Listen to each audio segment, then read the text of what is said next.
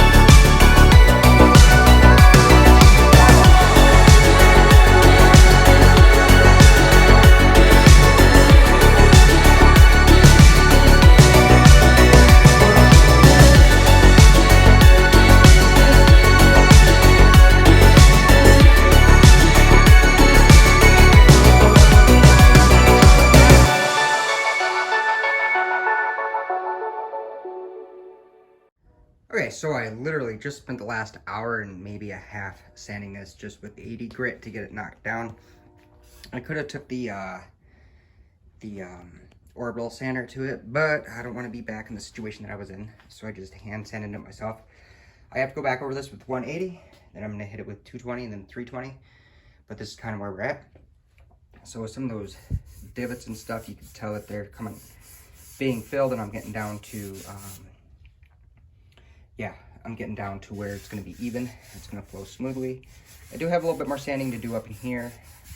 I got to get a new sheet on my Durablock, but it is coming along, and it's actually looking pretty good. I'm pretty happy with this, especially like up in here.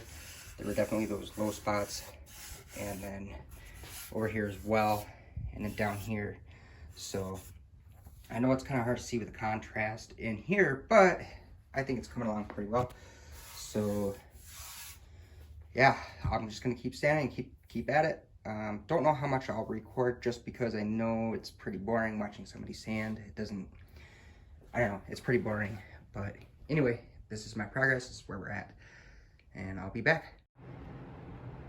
Okay, so the next thing I want to do is I want to sand with the 320 grit, but before I do that, there's a couple low spots that I do know that I have to fill.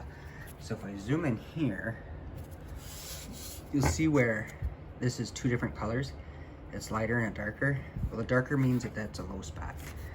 And I got a few low spots on here. I think there's another one. So it's what that means is that there's still a little bit of a groove that I got to get filled in. So I'm going to go ahead and use what's called some glazing putty because they're so minimal, and just put a teeny bit over that and let it dry. And then I'm going to go back over this whole thing with the 180, 220, and 320. So let's get to glazing and sanding.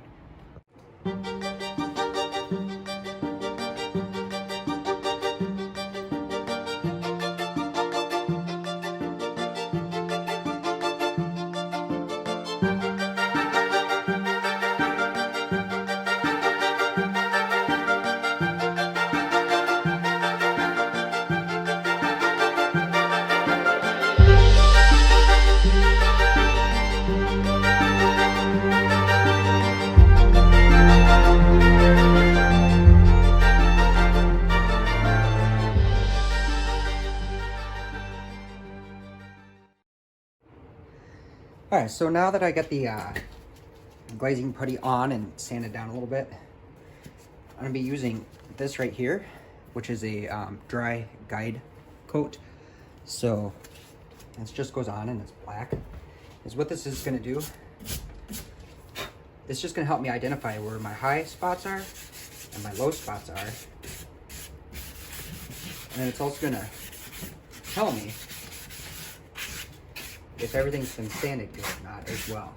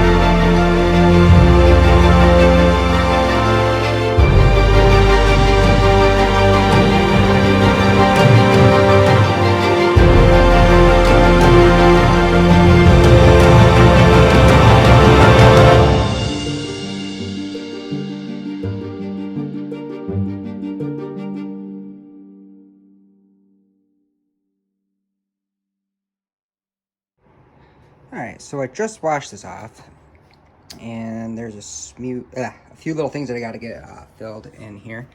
As you can see, there's a little bit of a low spot there. It was just filled with that dust, and I wasn't able to really see it. Little low spots in here. This is actually really smooth, so I think it's just the low spot is filled. Like this, it's not. This is low, but up here is not. And then there's a little bit here, and as we move along, you see like little spots here. So I have to go back over that somewhere over here. So I'm gonna have to go back over this and sand it down and get it perfect. Actually, I might have to add a little bit more filler on those just to get those little imperfections filled in. But that's just kind of where we're at right now. Other than that, I mean, everything else looks pretty good. Not sure if you can tell, but all the angles and stuff, they look good, and you can't see the marks from where I previously sanded it. So pretty happy about that. Yeah, so it's just more sanding and getting back to it, and just keep doing it, keep doing it, keep doing it. So let me go mix up some more gonna let this dry for a little bit. I'm gonna mix up some more glazing putty, hit a few of these imperfections with it, and then I'm gonna sand some more. This time I'll be hitting it with the 320. I'll use the 80 like I did to knock it down, and then 320 from there. I probably won't film that, but we will see. All right, so I got this piece actually all sanded down, and I think it is good to go. I was getting ready to mix up the guide coat for this to put over those little pinholes and marks and stuff, and I was thinking maybe I just need to sand it more. So what I did is I just actually grabbed my 80 grit and I just hit this really good, really hard, so you can actually see where it's flush. Some spots it's down to darn near the bare fiberglass. Other spots it's to the primer. And then other spots it's where the filler is. But after sanding it and everything with the 80 grit, I was realizing that what I thought was high spots or low spots weren't, and I just needed to sand it more. So this is kind of where we are. A good lesson learned. So just keep sanding, sanding, sanding. And then when you start hitting the bare material after the guide coat and you're not seeing any low spots, then you're good to go. So that's kind of where we are. I know this video was super boring, but I just kind of wanted to give you an idea of what I'm doing for the bodywork and kind of how I'm going about it. It might not be correct, it might be, who knows. I'm not a professional, like I said, this is my first time doing bodywork, but that's just kind of where we're at. So with all that being said, guys, this is a wrap for today's video. Lots of sanding, lots of filling. The next video, hopefully I'll be working on the gas tank if it comes in. It is on back order for about 4 weeks. I did get some stuff in, like a different pickup and a fuel level sender. So that stuff is in. I'm just waiting for the fuel tank. The fuel tank that I did order was the last one that they had. And the dude, I guess, he hit it with a forklift and put a hole in it. So yeah, there are none available. So I'm just waiting to get that in. It's a Tanks Inc. Fuel tank. It's for EFI. So it's got bigger pickups and all that in the tank. So once we get that in, hopefully by the time this next video comes out, we should be good to go. So thanks for watching. We'll see y'all next time. Later.